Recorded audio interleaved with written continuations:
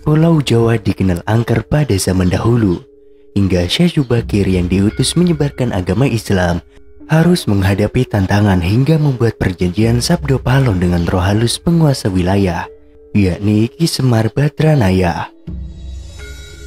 Perjanjian Sabdo Palon itu dibuat sebagai kesepakatan antara Syekh Zubakir yang datang menyebarkan agama Islam ke Pulau Jawa yang terkenal sangat angker, dengan roh halus penguasa wilayah, yakni Ki Semar Badranaya. Diceritakan pada masa dahulu, Pulau Jawa terkenal angker yang dikuasai roh halus Ki Semar Badrayana. Kedatangan Syekh Zubakir yang diutus Sultan Turki, Sultan Muhammad I untuk syiar agama Islam. Setelah keduanya terlibat pertempuran dan sama-sama kuat, Syekh Zubakir dan Ki Semar Badranaya akhirnya membuat kesepakatan melalui perjanjian yang disebut Sabdo Palon. Namun, kedatangan Syekh Zubakir dalam melakukan syiar Islam di Pulau Jawa saat itu harus mendapat rintangan hingga harus membuat perjanjian dengan Ki Semar Badranaya sebagai roh halus Dahyang atau penguasa wilayah Tanah Jawa. Saat itu, Sultan Turki, Sultan Muhammad I mendapatkan petunjuk untuk melakukan penyebaran Islam di Pulau Jawa, sebuah tempat di Tanah Jawa yang dalam pengaruh magisnya begitu sangat kuat. Mulai dari jin hingga setan menghuni di setiap sudut Tanah Jawa yang saat itu masih berbentuk hutan belantara. Diutuslah rombongan para alim ulama mendatangi Pulau Jawa untuk menyebarkan syiar Islam. Namun, alangkah terkejutnya Sultan Muhammad I karena hampir seluruh rombongan tersebut tewas akibat perbuatan para lelembut penduduk Tanah Jawa yang tidak mau menerima ajaran Islam. Namun, petunjuk harus dijalankan, sehingga utusan berikutnya dikirim ke Pulau Jawa yang angker itu.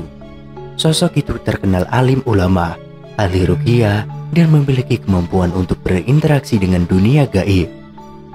Bahkan, sosok ini memiliki keahlian dalam membabat tanah yang angker. Dialah Syekh Zubakir yang memiliki nama asli Syekh Tambun Ali bin Syekh Bakir. Berasal dari tanah Persia, atau yang sekarang lebih dikenal dengan negara Iran, yang langsung berlayar ke Pulau Jawa atas perintah Sultan Muhammad I. Dalam perjalanannya menuju Pulau Jawa, Syekh Zubakir terlebih dahulu mampir ke Praja Keling, yakni sebuah daerah yang diduga terletak di India. Di daerah itu, Syekh Zubakir membawa 20.000 penduduk di Praja Keling untuk ikut tinggal menempati Pulau Jawa. Sesampainya di Pulau Jawa, Syekh Zubakir langsung menuju ke Gunung Tidar yang diyakini sebagai titik pusat dari Tanah Jawa. Di puncak Gunung Tidar ini, Syekh Zubakir memasang tumbal berupa batu hitam yang sudah dirajah. Batu tersebut dikenal dengan nama Aji Kala Cakra untuk menetralisir daya magis negatif dari bangsa jin.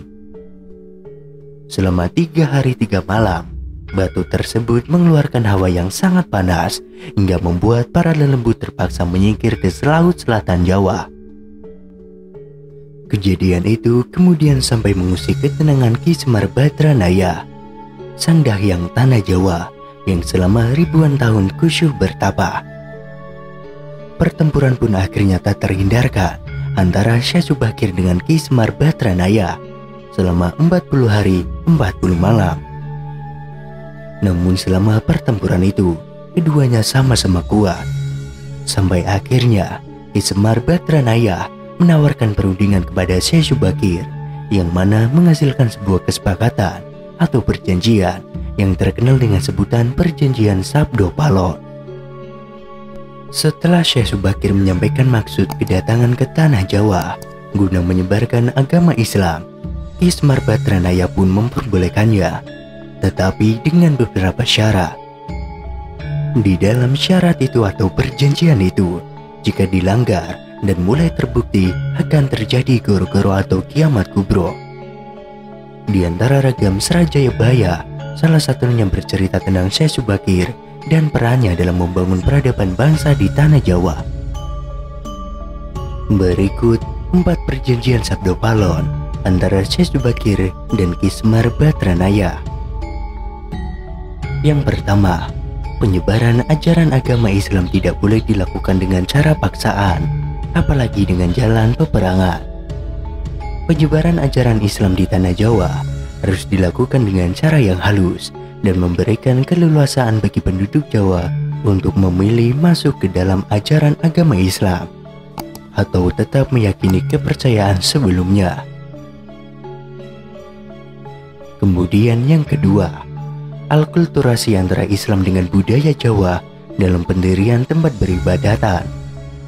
Meskipun tempat peribadatan tersebut dari luar memiliki gaya asli Jawa, namun di dalamnya ajaran-ajaran Islam disebarluaskan. Kemudian yang ketiga, kerajaan Islam diperbolehkan berdiri di tanah Jawa, tapi raja pertama haruslah anak campuran. Maksudnya orang tua sang raja memiliki campuran agama. Jika bapak Hindu, ibu Islam. Sebaliknya, jika bapak Islam, ibu harus Hindu. Kemudian yang terakhir, yang keempat, tidak boleh mengubah orang Jawa menjadi orang yang ke Arab-Araban. Biarkanlah padi tetap ditanam di sawah dan kurma ditanam di padang pasir.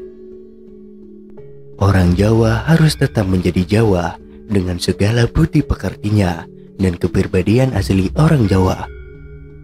Jika orang Jawa sampai hilang Jawanya, 500 tahun lagi Ki Semar berjanji akan muncul dan membuat koro-koro. Maka Syekh Subakir pun menyetujui persyaratan tersebut. Syekh Subakir akan tetap menghormati dan melestarikan budaya Jawa yang adiluhur ini. Namun jika suatu saat kelak karena perkembangan zaman dan ada perubahan, maka tentu itu bukan urusan Syekh Subakir lagi.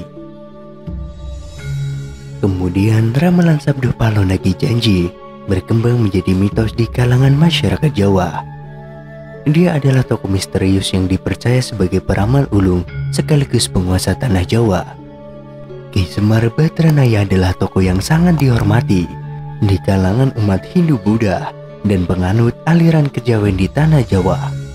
Konon, dia mengemban tugas berat sebagai punakawan abdi Kinasi Prabu Brawijaya V.